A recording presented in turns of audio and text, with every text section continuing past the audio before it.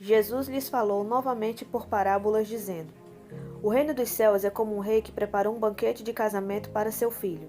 Enviou seus servos aos que tinham sido convidados para o banquete, dizendo-lhes que viessem, mas eles não quiseram vir. De novo enviou outros servos e disse: Digam aos que foram convidados que preparei meu banquete. Meus bois e meus novilhos gordos foram abatidos, e tudo está preparado. Venham para o banquete de casamento. Mas eles não lhes deram atenção e saíram, um para o seu campo, outro para seus negócios. Os restantes, agarrando os servos, maltrataram-nos e os mataram. O rei ficou irado e, enviando seu exército, destruiu aqueles assassinos e queimou a cidade deles. Então disse aos seus servos: O banquete de casamento está pronto, mas os meus convidados não eram dignos.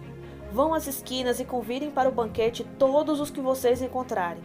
Então os servos saíram para as ruas e reuniram todas as pessoas que puderam encontrar, gente boa e gente má, e a sala do banquete de casamento ficou cheia de convidados. Mas quando o rei entrou para ver os convidados, notou ali um homem que não estava usando veste nupcial. E lhe perguntou: Amigo, como você entrou aqui sem veste nupcial? O homem emudeceu. Então o rei disse aos que o serviam: Amarrem-lhe as mãos e os pés e lancem-no para fora nas trevas. Ali haverá choro e ranger de dentes, pois muitos são chamados, mas poucos são escolhidos. Então os fariseus saíram e começaram a planejar um meio de enredá-lo em suas próprias palavras. Enviaram-lhe seus discípulos junto com os herodianos que lhe disseram: Mestre, sabemos que és íntegro e que ensinas os caminhos de Deus conforme a verdade. Tu não te deixas influenciar por ninguém, porque não te prendes à aparência dos homens. Dize-nos, pois, qual é a tua opinião? É certo pagar imposto a César ou não? Mas Jesus, percebendo a má intenção deles, perguntou: Hipócritas, por que vocês estão me pondo à prova? Mostrem-me a moeda usada para pagar o imposto. Então lhes mostraram um denário. E ele lhes perguntou: De quem é essa imagem e de quem é essa inscrição? De César, responderam eles. E ele lhes disse: Então deem a César o que é de César, e a Deus o que é de Deus. Ao ouvirem isso, eles ficaram admirados, e deixando-o, retiraram-se. Naquele mesmo dia, os saduceus, que dizem que não há ressurreição, aproximaram-se dele com a seguinte questão: Mestre, Moisés disse que se um homem morrer sem deixar filhos, seu irmão deverá casar-se com a viúva e dar-lhe descendência. Entre nós havia 7 irmãos. O primeiro casou-se e morreu. Como não teve filhos, deixou a mulher para seu irmão. A mesma coisa aconteceu com o segundo, com o terceiro, até o 7º. Finalmente, depois de todos, morreu a mulher. Pois bem, na ressurreição, de qual dos 7 ela será esposa, visto que todos foram casados com ela?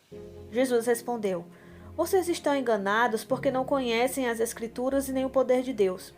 Na ressurreição, as pessoas não se casam e nem são dadas em casamento, mas são como os anjos no céu. E quanto à ressurreição dos mortos, vocês não leram o que Deus lhes disse?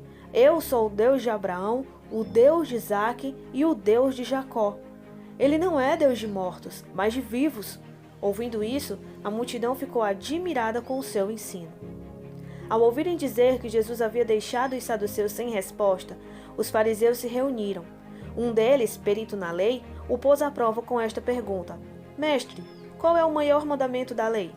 Jesus respondeu: Ame o Senhor, o seu Deus, de todo o seu coração, de toda a sua alma, de todo o seu entendimento. Esse é o primeiro e maior mandamento. E o segundo é semelhante a ele: ame o seu próximo como a si mesmo. Destes 2 mandamentos dependem toda a lei e os profetas. Estando os fariseus reunidos, Jesus lhes perguntou: O que vocês pensam a respeito do Cristo? De quem ele é filho? É filho de Davi, responderam eles. Ele lhes disse: Então como é que Davi, falando pelo Espírito, o chama Senhor?